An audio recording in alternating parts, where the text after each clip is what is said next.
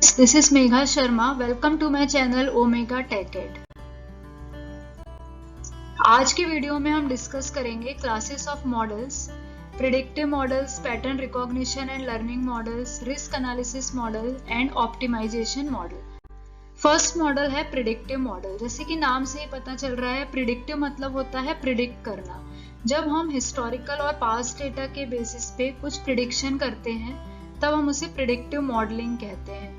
Predictive modelling decision making के लिए बहुत ही हेल्पफुल होता है। जो भी हमें डिसीजन लेने होते हैं वो हम अपने पास्ट एक्सपीरियंस के बेसिस पे ही लेते हैं। प्रिडिक्टिव मॉडलिंग जो यूज होते हैं वो उसके बहुत सारे एप्लीकेशंस हैं, जिसमें से मेन एप्लीकेशन है fraud detection, medical diagnosis, credit scoring या फिर सेल्स एंड इन्वेंट्री को प्रिडिक्ट करने में यूज होते हैं। जब हम कोई प्रिडिक्शन करते हैं तब हम उसमें रिलेशन देखते हैं कि किस तरह का रिलेशन है। उस रिलेशन को डिफाइन करने के लिए हमें कोरिलेशन की हेल्प लगती है। Correlation is a statistical techniques that can show whether and how strongly pairs of variables are related. जैसे कि हमने पढ़ा है कि हम जब भी कोई प्रिडिक्शन करते हैं तो बेस्ड ऑन हिस्टोरिकल डेटा पे करते हैं, या फिर हम ये स्टडी करते हैं कि किस तरह से दो वेरिएबल आपस में रिलेटेड हैं। तो दो वेरिएबल किस तरह से आपस में रिलेटेड हैं उसके लिए हमें कोरिलेशन हेल्प करता है। There are 3 possible result of correlation study: positive correlation, negative correlation and no correlation. तो यहाँ पे हमारे पास 3 रिजल्ट्स हो सकते हैं। पॉजिटिव कोरिलेशन का मतलब होता है कि जब एक वेरिएबल इंक्रीज हो रहा है तो दूसरा वेरिएबल भी इंक्रीज होगा, या फिर अगर एक वेरिएबल डिक्रीज हो रहा है तो दूसरा वेरिएबल भी डिक्रीज होगा। जैसे फॉर एग्जाम्पल पॉजिटिव कोरिलेशन का एग्जाम्पल हो सकता है जैसे कि हाइट एंड वेट। सपोज किसी की हाइट इंक्रीज होती है तो साथ ही साथ वेट भी इंक्रीज होगा। अगर उसकी हाइट कम है तो उसका वेट भी कम होगा। इसी तरह से हम बिजनेस में देख सकते हैं सेल्स प्राइस एंड प्रॉफिट। अगर सेल प्राइस इंक्रीज होगा तो प्रॉफिट भी इंक्रीज होगा। तो ये जो एग्जांपल्स हैं ये पॉजिटिव कोरिलेशन के हैं, जहाँ पे एक वेरिएबल अगर इंक्रीज होता है तो दूसरा भी इंक्रीज होता है, और अगर एक डिक्रीज होता है तो दूसरा भी डिक्रीज होता है। तो ये सेम तरह के रिलेशनशिप को शो करते हैं। सेकेंड आता है नेगेटिव कोरिलेशन। नेगेटिव कोरिलेशन मतलब होता है एक वेरिएबल अगर इंक्रीज हो रहा है तो दूसरा डिक्रीज होगा, और अगर एक डिक्रीज हो रहा है तो दूसरा इंक्रीज होगा। फॉर एग्जाम्पल हम इसका एग्जाम्पल देख सकते हैं जैसे डिस्काउंट एंड प्रॉफिट। डिस्काउंट हम जितना ज्यादा देंगे हमें प्रॉफिट उतना ही कम होगा। थर्ड होता है नो कोरिलेशन, जहाँ पे दोनों वेरिएबल के बीच में कोई सच रिलेशन एस्टेब्लिश नहीं होता। इसको अगर हम डायग्रामेटिकली समझें तो हम देख सकते हैं कि पॉजिटिव कोरिलेशन में हमें अपवर्ड लाइन मिलती है। इस लाइन को हम लाइन ऑफ रिग्रेशन बोलते हैं। नेगेटिव कोरिलेशन में हमें डाउनवर्ड लाइन मिलती है। अब ये जो कोरिलेशन हम देख रहे हैं, upward, downward and positive and correlation, positive and negative correlation, इनकी जो रेंज होती है वो -1 से लेके +1 तक होती है। -1 जो होता है वो डिनोट करता है स्ट्रांगली नेगेटिव कोरिलेशन को, और +1 जो है वो डिनोट करता है स्ट्रांगली पॉजिटिव कोरिलेशन को। इसको हम एक एग्जांपल के हेल्प से समझ सकते हैं। सपोज हमारे पास कोई डेटा है ईयर 2000 से लेकर 2018 तक, और इस हिस्टोरिकल डेटा के बेस पे हमें सेल्स प्रिडिक्ट करना है। अगर हम अपना एडवर्टाइजिंग कॉस्ट 80,000 रखते हैं तब हमें सेल्स प्रिडिक्ट करना है with the help of this historical data. ये जो हिस्टोरिकल डेटा हमारे पास है इसमें हम देख रहे हैं कि एडवर्टाइजिंग कॉस्ट है और सेल्स है, जिसमें से सेल्स जो है वो एडवर्टाइजिंग कॉस्ट पे डिपेंड है। तो सेल्स को हम बोल सकते हैं कि डिपेंडेंट वेरिएबल है और एडवर्टाइजिंग कॉस्ट इंडिपेंडेंट वेरिएबल है। तो बिफोर प्रिडिक्शन हम यहाँ पे देखेंगे कि इन दो वेरिएबल के बीच में कोरिलेशन कैसा है, जिसके लिए हमारे पास एक्सेल में फॉर्मूला है CORREL, कोरेल, जो कि हमें बताएगा कि इन दो वेरिएबल के बीच में क्या कोरिलेशन है। कोरिलेशन स्ट्रॉन्ग है या नहीं वो फाइंड कर रहे हैं हम लोग। तो यहाँ पे हमने एक रेंज सिलेक्ट की है, कॉमा करके यहाँ पे सेकेंड रेंज सिलेक्ट करेंगे फॉर्मूला। तो यहाँ पे हमें मिल रहा है 0.930813,811। अब क्योंकि ये नंबर पॉजिटिव है जो शो करेगा कि ये जो कोरिलेशन है वो एक पॉजिटिव कोरिलेशन है, और ये नंबर जो है वो 1 के बहुत ही नियर है, तो ये एक स्ट्रॉन्ग पॉजिटिव कोरिलेशन को शो कर रहा है। इसका अगर हम डायग्राम बना के समझना चाहें तो हम डेटा को सिलेक्ट करके इसका एक चार्ट भी बना सकते हैं। इंसर्ट में ऑप्शन है डायग्राम चार्ट्स, तो चार्ट्स में हम यहाँ पे स्कैटर चार्ट ले रहे हैं। अब ये जो चार्ट है यहाँ पे हमें डॉट्स दिख रहे हैं जो कि शो करेंगे कि हमारे पास किस तरह का डेटा अवेलेबल है, क्या इसमें कोरिलेशन है। अब यहाँ पे हम इसको और अच्छे से समझने के लिए ट्रेंड लाइन ले सकते हैं। ट्रेंड लाइन को टिक करेंगे हम, तो ये हमें मिल गई है लाइन। ये जो लाइन मिल गई है हमें, ये शो कर रही है क्योंकि अपवर्ड है, तो ये शो कर रही है कि जो भी डेटा है हमारा वो पॉजिटिव कोरिलेशन को शो कर रहा है। और ये जो डॉट्स हैं ये लाइन के बहुत पास में है, नियरर है, तो ये शो कर रहे हैं कि जो हमारा कोरिलेशन है वो एक स्ट्रॉन्ग पॉजिटिव कोरिलेशन है। अब इसके बेसिस पे हम यहाँ पे प्रिडिक्ट करने वाले हैं कि क्या सेल्स रहेगी हमारी अगर हमारा एडवर्टाइजिंग कॉस्ट 80,000 है। तो उसके लिए हम इंटरसेप्ट फाइंड करेंगे। इंटरसेप्ट जो होता है वो पॉइंट को कैलकुलेट करता है जो हमें वाई एक्सिस पे कट कर रही है, इक्वल्स टू इंटरसेप्ट। यहाँ पे हम रेंज सिलेक्ट करेंगे y range comma x range.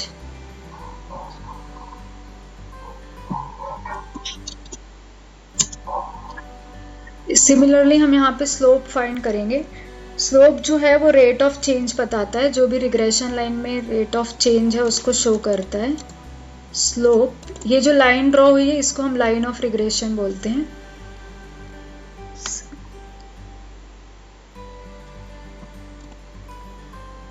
Select करेंगे x को।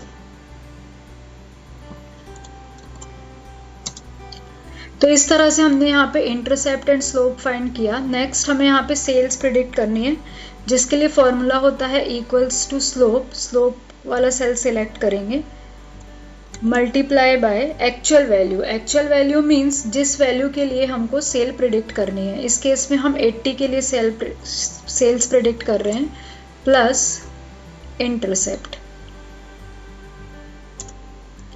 तो सेल प्रिडिक्शन हमें मिल गया है 42.39। तो यही हमारा रिक्वायर्ड आंसर रहेगा कि अगर 80 एडवर्टाइजिंग कॉस्ट है तो हमारा सेल प्रिडिक्शन आ रहा है 42.39। किसी और के लिए भी हम इसे चेक कर सकते हैं। अगर 80 के प्लेस पे हमें यहाँ पे 55 लेना है तब हमें रिजल्ट मिल रहा है 16.68। तो यहाँ से हम देख सकते हैं ये बहुत ही क्लोज मिल रहा है जो हमारा हिस्टोरिकल डेटा है। तो इस तरह से हम हिस्टोरिकल डेटा के बेस पे अपना फ्यूचर में जो भी हमें प्रिडिक्ट करना है वो प्रिडिक्ट कर सकते हैं। Next model is pattern recognition and learning model. Pattern is an object, process और event that can be given a name. Pattern हम किसी भी प्रोसेस और इवेंट को बोलते हैं। जैसे फॉर एग्जांपल हम देख सकते हैं फिंगरप्रिंट्स होते हैं या फिर फेसेस होते हैं। तो पैटर्न रिकॉग्निशन एक स्टडी है जो ऑब्जर्व करती है एनवायरनमेंट को और उसके अकॉर्डिंग एक्शन लेती है।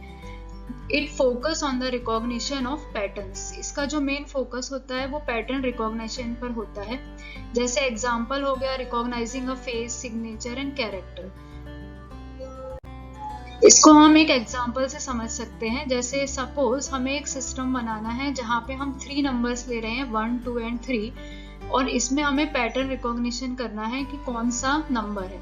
अब यहाँ पे जो हमने 3 नंबर लिए हैं 1, 2, 3, इसमें हम देख रहे हैं कि कुछ नंबर ऑफ लाइंस हैं, कुछ नंबर ऑफ कर्व्स हैं, जिसके बेसिस पे हम इनका पैटर्न डिफाइन कर सकते हैं। तो यहाँ पे जैसे कि नंबर 1 है, इसमें हम देख रहे हैं कि 3 लाइंस हैं एंड नंबर ऑफ कर्व्स इसमें कुछ भी नहीं है, 0 है। तो इसका एक पैटर्न बन गया 3,0। अब क्योंकि हम इसे 2 डायमेंशनल स्पेस में कर रहे हैं इसीलिए हमने यहाँ पे 2 ही प्रॉपर्टीज ली हुई है, number of lines and number of curves. 2 number के लिए सिमिलरली हमारे पास नंबर ऑफ लाइंस है 1 और नंबर ऑफ कर्व्स है 1। 3 के लिए नंबर ऑफ लाइंस एक भी नहीं है, नंबर ऑफ कर्व्स यहाँ पे 2 यूज हो रहे हैं। तो इस तरह से हम लोगों ने तीनों नंबर के लिए एक पैटर्न डिजाइन किया है 3, 0, 1, 1 एंड 0, 2। अब अगर हम इसे ड्रॉ करें 2D स्पेस पे तो हम देखेंगे कि 3 नंबर के कोऑर्डिनेट्स थे 0 एंड 2, 1 नंबर के जो कोऑर्डिनेट्स थे वो थे 0 एंड 1 एंड 3 के जो कोऑर्डिनेट्स थे वो थे 0 एंड 1। तो यहाँ पे हमने इन तीनों को प्लॉट कर दिया है। अब इन केस हमने नंबर ऑफ लाइंस को एक्स एक्सिस पे लिया है और नंबर ऑफ कर्व्स को वाई एक्सिस पे लिया है। अब इन केस हमें कोई नंबर मिलता है, अननोन नंबर मिलता है, जैसे कि 1 है, लेकिन इसमें यहाँ पे 3 लाइंस की जगह सिर्फ 2 लाइंस ही यूज की हुई है। तो इसका अगर हम देखें तो यहाँ पे इसका कोऑर्डिनेट्स बनता है कि नंबर ऑफ लाइंस इसमें 2 है एंड नंबर ऑफ कर्व्स इसमें 0 है, तो इसका कोऑर्डिनेट बनता है 2,0। तो ये जो नंबर है वो यहाँ पे शो होगा 2,0 के प्लेस पे। अब क्योंकि इसका अगर हम यूक्लिडियन डिस्टेंस निकालें तो ये सबसे नियरर होता है पोजीशन 3 के, तो इसका मतलब ये रिकॉग्नाइज करेगा कि ये जो नंबर है ये नंबर 1 है। तो इस तरह से हमने यहाँ पे अननोन नंबर या अननोन कैरेक्टर को रिकॉग्नाइज किया है यूजिंग पैटर्न रिकॉग्निशन मेथड। अब यहाँ पे क्योंकि हमने सिर्फ 3 ही नंबर लिए हैं, इसलिए ये हमने बहुत ही कम एट्रीब्यूट में इसको सॉल्व किया है। लेकिन अगर हमारे पास ज्यादा नंबर है, जैसे सपोज अगर हमारे पास 7 होता, तो 7 में भी हमको 2 नंबर ऑफ लाइंस मिलते हैं एंड नंबर ऑफ कर्व्स 0 मिलते। तो ये जो मॉडल है, जो हमने एग्जांपल लिया है, ये सभी केसेस के लिए नहीं सॉल्व कर पाएगा। जैसे जैसे हमारे पास नंबर ऑफ कैरेक्टर्स या फिर अल्फाबेट्स इंक्रीज होंगे, वैसे ही हमें यहाँ पे नंबर ऑफ एट्रीब्यूट्स भी बढ़ाना पड़ेगा। जितने ज्यादा हम फीचर्स इंक्लूड करेंगे उतना ही ये और भी ज्यादा कॉम्प्लेक्स होता जाएगा। जैसे अभी हमने यहाँ पे सिर्फ 2 एट्रीब्यूट्स ही यूज किए हैं, number of lines and number of curves. इसके प्लेस पे हम और ज्यादा एट्रीब्यूट भी यूज कर सकते हैं, जैसे कि ओरिएंटेशन, वर्टिकल और हॉरिजॉन्टल स्पेस, या फिर एंगल बिटवीन द लाइंस। तो जितने ज्यादा एट्रीब्यूट्स हम यूज करेंगे उतना ही हमको प्रॉपर रिजल्ट मिलेगा। यहाँ पे हमने 2 एट्रीब्यूट्स को यूज करके 3 नंबर्स के लिए ये पैटर्न रिकॉग्निशन बनाया है। नेक्स्ट मॉडल है हमारा risk analysis model. Risk analysis is the estimation of risk associated with the identified hazards. Risk analysis method used for determining the level of risk of our business. जब भी हम कोई business करते हैं तो उसमें हमें रिस्क एनालिसिस बहुत ही इम्पॉर्टेंट होता है करना, क्योंकि रिस्क एनालिसिस की हेल्प से हम पहले से ही ये आइडेंटिफाई कर पाते हैं कि हमारे बिजनेस में कोई लॉस तो नहीं होने वाला है, या फिर फ्यूचर में हम जो चेंज कर रहे हैं वो करना इम्पॉर्टेंट भी है या नहीं। फॉर एग्जाम्पल, अगर हमें फ्यूचर में कोई एक नया प्लांट इस्टेब्लिश करना है तो हमें देखना पड़ेगा कि उसको प्लांट को बनाने के लिए हमारे पास जरूरी इक्विपमेंट है या नहीं, या फिर उसको बनाना जरूरी है भी या नहीं। अगर प्रोडक्ट की डिमांड बहुत ज़्यादा है तब तो हम कोई न्यू प्लांट कंस्ट्रक्ट भी कर सकते हैं, लेकिन अगर प्रोडक्ट की डिमांड बहुत ही कम है तो वहाँ उस केस में न्यू प्लांट को कंस्ट्रक्ट करना या उसको इस्टेब्लिश करना बहुत ही रिस्की हो सकता है। तो इस तरह से हम लोग रिस्क एनालिसिस करके ही डिसीजन लेते हैं। रिस्क एनालिसिस मेथड 2 टाइप के होते हैं, जैसे कि क्वालिटेटिव रिस्क एनालिसिस या फिर क्वांटिटेटिव रिस्क एनालिसिस। हम यहाँ पे दोनों टाइप के रिस्क एनालिसिस की स्टडी करेंगे। क्वालिटेटिव, जैसा कि नाम से ही पता चलता है, यहाँ पे क्वालिटी मेजरमेंट के काम आता है। It performs when numerical datas are inadequate और अनअवेलेबल। जब भी हमारे पास कोई डेटा है, न्यूमेरिकल डेटा है, वो इनएडिक्वेट है या फिर अवेलेबल नहीं है, उस केस में हम क्वालिटेटिव रिस्क एनालिसिस करते हैं। क्वालिटेटिव रिस्क एनालिसिस कोई भी सिंगल पर्सन या फिर कोई भी ग्रुप टुगेदर कर सकते हैं। इसमें जो मेन है वो इनका काम होता है इंफॉर्मेशन को कलेक्ट करना और उसके बेस पे एनालिसिस करना। ये जो मेथड है क्वालिटेटिव रिस्क एनालिसिस, ये कंपलसरी होता है परफॉर्म करना। ये मेथड बहुत ही क्विक एंड सिंपल होता है, इसके लिए कोई स्पेसिफिक टूल्स रिक्वायर्ड नहीं होते। इसमें जो रिस्क एनालिसिस किया जाता है वो जजमेंट, एक्सपीरियंस एंड इंट्यूशन के बेस पे किया जाता है और इसके बेस पे ही आगे डिसीजन लिए जाते हैं। एग्जाम्पल है brainstorming, questionnaires, judgement of specialist and experts. लेकिन इसका एक ड्रॉबैक है। ड्रॉबैक इसका ये है क्योंकि इसमें कोई मैथमेटिकल न्यूमेरिकल डेटा यूज नहीं हो रहा है और ये पर्सन के ऊपर डिपेंड है, तो ये बहुत ही सब्जेक्टिव हो जाता है।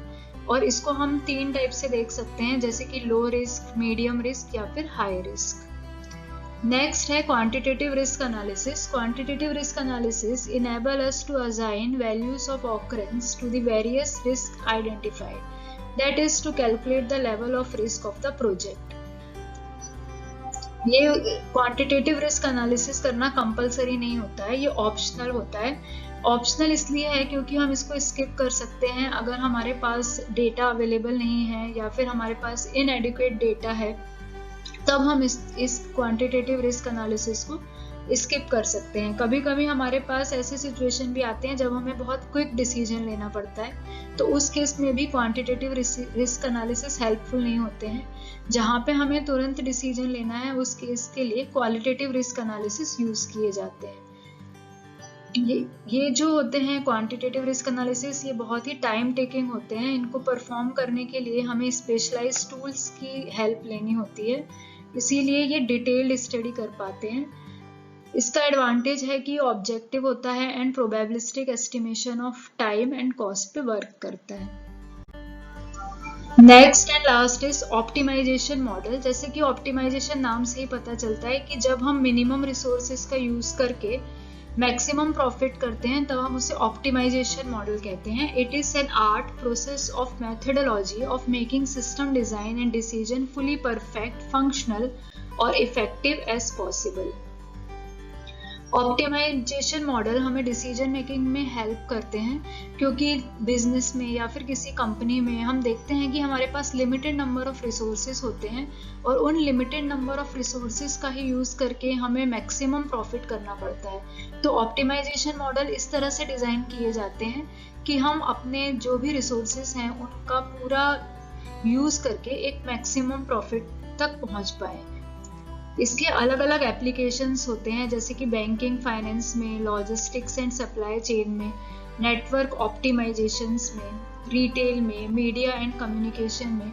ऑप्टिमाइजेशन मॉडल कैसे डिजाइन कर सकते हैं with the help of solver, हम पहले के वीडियो में कर चुके हैं। अगर आपने वो वीडियो नहीं देखा है तो आप उसे देख सकते हैं, जहां पे हमने सॉल्वर के हेल्प से एक्सेल में एक ऑप्टिमाइजेशन मॉडल बनाया था।